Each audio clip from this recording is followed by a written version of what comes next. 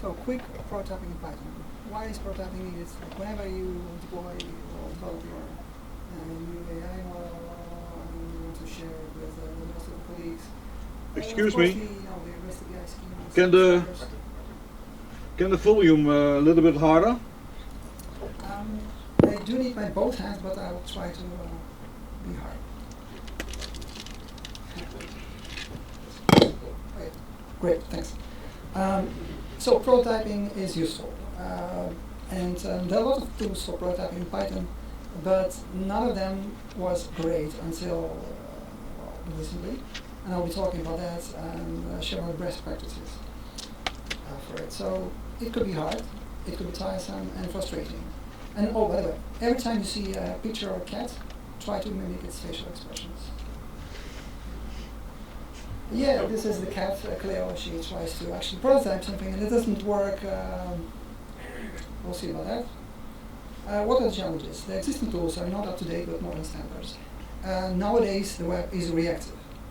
And the ready to use components are lacking, the good ones, and interactivity and presentation issues, like who wants to fix the fonts and stuff.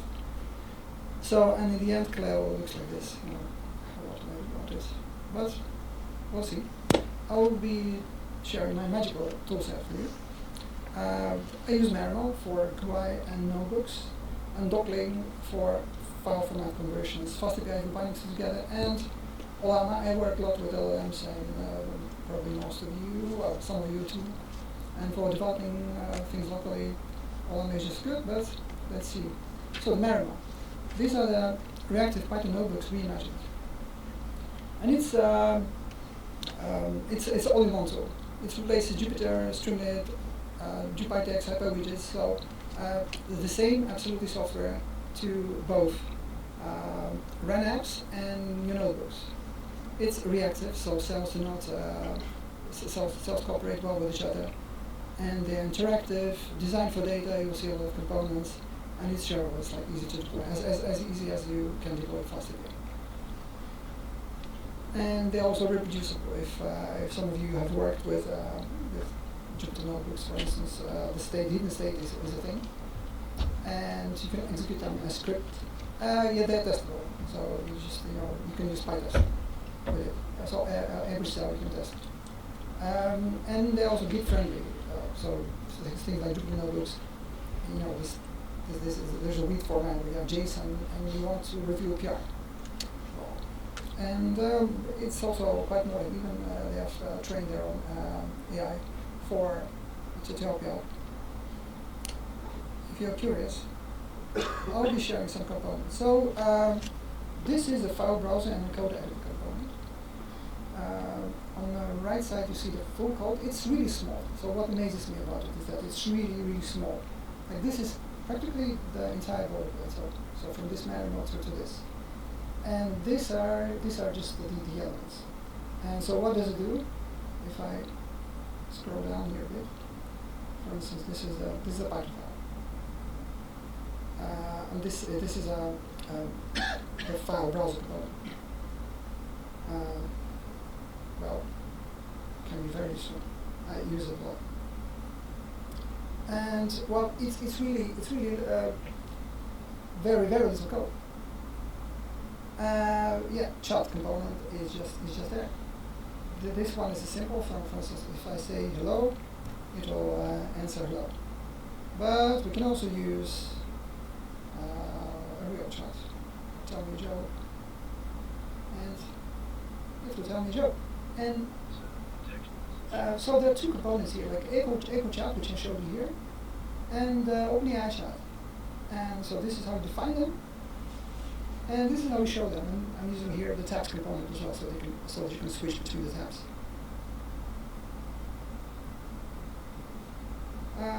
Numbers, text areas, all useful. Again, a very concise and short declaration. And it's reactive, so if I increase the number here, the value goes up. If I say hello Pygrunn, number of characters, and let's see here, hello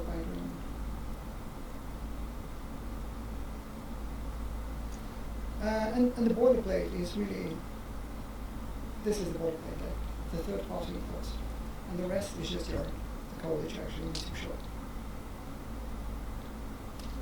Yeah, so it has components for file, for JSON, for Markdown. So if I, for instance, this is a block component. If I, for instance, choose Markdown to render as Markdown, if I choose like Python, this is a code editor component, and I can also choose JSON. That's this amazing JSON component. You can collapse things that you like and large text. You can see them easily like this. So data scientists love this, absolutely. And again, it's like very almost no boilerplate. Yeah, checkboxes, radio buttons. Again, very concise declaration. Click on value and values here. Multi-select, you can select them all. So the way it works, like you define an upsell, and it works similarly to, if you know what PyText feature is, so once you define a variable in the scope of a function, it becomes available to the rest of the cells. And you should not repeat the same names because then it will fail. So you should keep your unique names, and if you want to define something which is not supposed to pass through, you are just prefixing with an underscore, and then it's yourself. So as you see, like I'm declaring the checkbox and radio drop down not select here, and I'm just returning this. So returning is not really necessary, but because I'm also running the tools like rough on the Python code. If I don't return it, if I just declare it, the rough will think this is not necessary and will curse me for it. And this is how I simply, from one cell to another, I'm just saying Merimo, this is the shortcut for Merimo, and checkbox and radio and drop down not to select cell. They're all passed through to the second cell. This is how I'm able to render it.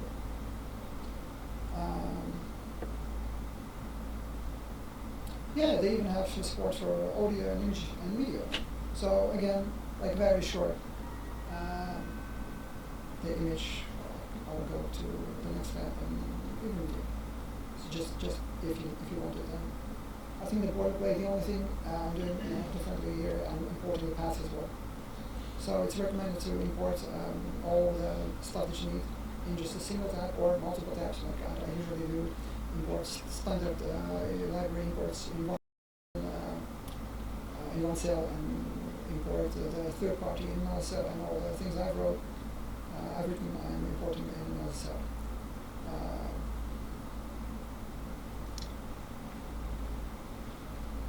Oh yeah, there's also a preview for PDF. So if you just want to show a PDF on a page as a part of the component, it's there, just like this. And this download functionality, if your experiment, if your app produces some result, just define a lambda function that returns bytes, and it can be downloaded. So if I just click here, that file will be downloaded. Also very useful, and also not much boilerplate. This is the only boilerplate.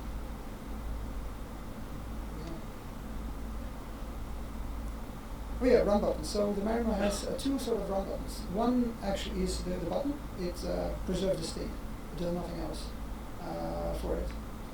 And there's also a run button. The run button is oh yeah, by the way, all the components you can use icon sets for it. Like for instance, in this one button, I don't use icon set, but with this one I have.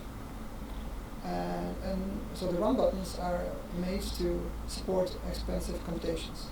So what you get is, like, if I click this one, you see that there's some, well, this sign. And yeah, once it's done, it's outputted, it outputs something. So I don't need to actually do manually think about, okay, now I need to show the waiting time. Oh yeah, sliders as well. Sliders, which is Again, everything very compact. Slider, this is rich slider, this is just a single slider.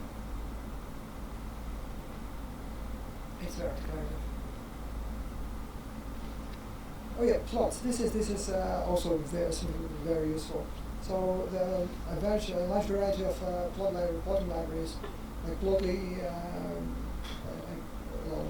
is supported. Altair has the best support, so I'm using that.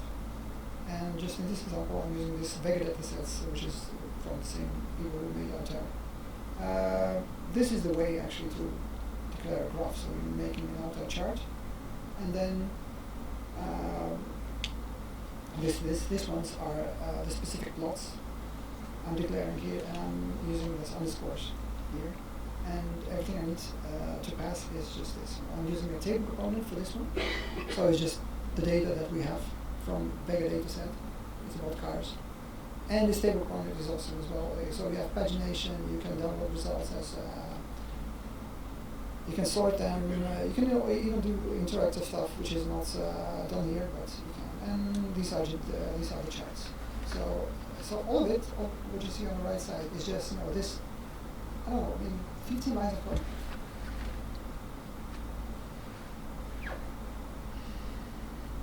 You get the idea. And by the way, so usually you are supposed to do imports in a separate tab, but for the sake of example, I'm showing it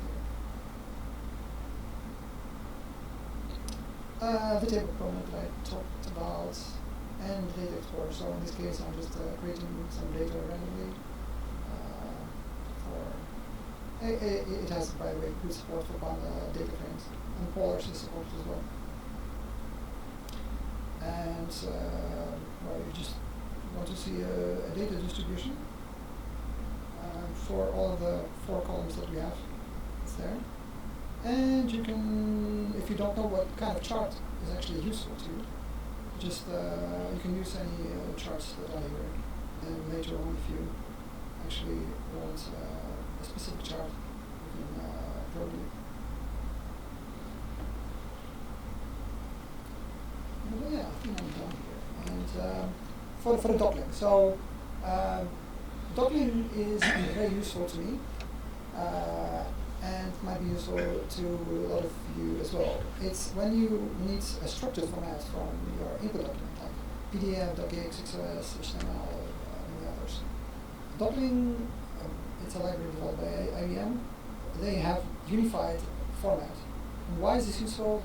If you work with AI, generative AI, or any other sort of, they love Markdown. And docking can transform any kind of document into Markdown with no hassle. So there might be libraries that do it faster, but if you're just prototyping, docking is the best way to go. Even supports OCR. So like if your PDF contains images, you can even configure a pipeline in such a way that it will extract entire text, but also extract and make sense of every image, so you get textual data out.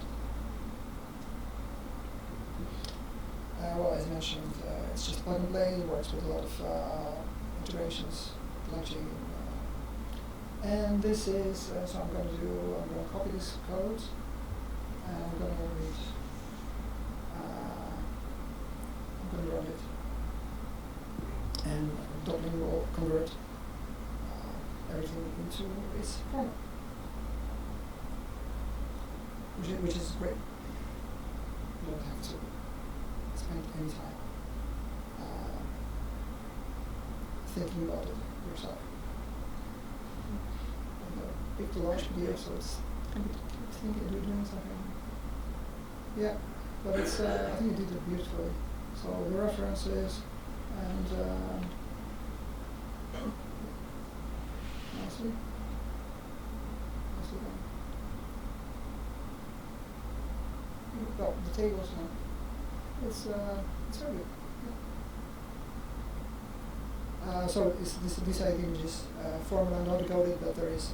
This is the latest version I use, but it can decode the formats as well. It's pretty awesome.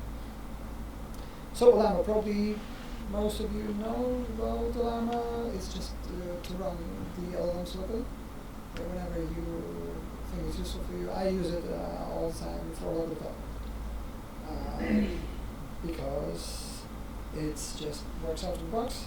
It's very private. It's privacy first. So if you have something that you actually hesitant to share with the world, because once you talk to ChatGPT, everything might not be that private. And this one is just lives on your computer. It has zero telemetry. It has a lot of good integrations, and the API is drop-in replacement for OpenAPI. For OpenAI, so you can just when developing locally, you can just run a llama and be sure that you incur no costs, and you can just be safe. You shouldn't care about anything about the costs. And it allows also the aliasing models. And why is that useful? Like imagine you want to use like OpenAI, but then you don't want to change your interface. You want to use the same models. So then this Cogito model that I use is my favorite so far. It's very intelligent. So if you didn't hear about it, try it. It's just amazing. And what you can do, you can just create aliases for O1, O1, Me, or GT4O. And you get this, and with some configuration, actually you can talk to these models and how does it fit together. Let's see this small comparison. So these are two prompts, two models, and I'm going to select some files. I'll use this too. And let them compare to each other. So let's see. So it's running this, it's making this LLM calls. Going to the prompt, it's suggesting the title for the document. As you see this, and we can go to the next step of the relation. We just pick this document, and let's see I can give what reference I have. I just defined a small function to see which is better, and I think I'll just pick the OP in this case, and let's define the one. The next one, let's see which one's better. I think I prefer model A, and you can download results. Awesome. And you can also build some like a storyteller. And let's see, I'm going to add some characters here. So I'm going to add my daughter, she is 5, 22, and she's a girl. And she likes horses.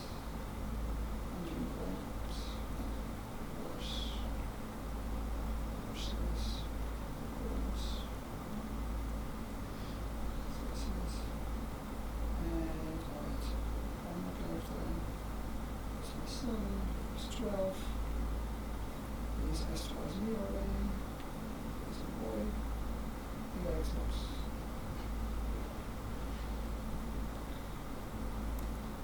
And he likes jazz, basketball.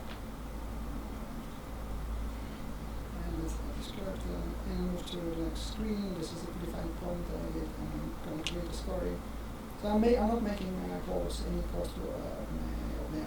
This is all just running locally. My machine using this Cogito model, which is amazing. It's very small. I'm using one of the smallest model for inference. It's very fast and it's very intelligent. It doesn't mess any structured outputs while using it. It's less good than OpenAI, of course. And this is I'm using this JSON component so I can see the story. It looks okay, and so these are the prompts for the stable diffusion. I'm going to generate the images next. So these are the images I want to generate. And for this I'm using File. It's just one of the best offerings for hosting Flux and other models. So I'm going to generate some images here. Oh yeah, this is also a very useful component of Merrill. So if you have expensive quotations and iterations, you can just have this component and pass it to your function.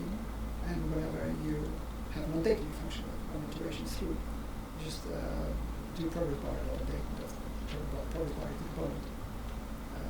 loading point, and your users actually know what's happening in the system. Let's wait. 5 minutes? Great. I'm almost through. So now it's actually assembling Markdown and creating a PDF. This is the last slide.